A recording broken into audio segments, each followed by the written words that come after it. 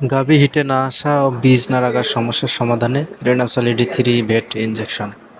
রেনাসল এডি3 ভেট ইনজেকশনের বৈশিষ্ট্য: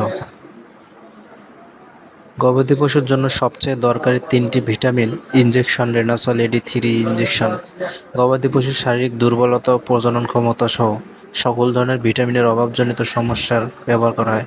অনেক সময় গাভী হিটে না আসা ও বীজ না রাখার সমস্যার সমাধানের জন্য ব্যবহৃত হয়। রেনাসল এডি3 ভেট এর বিবরণ: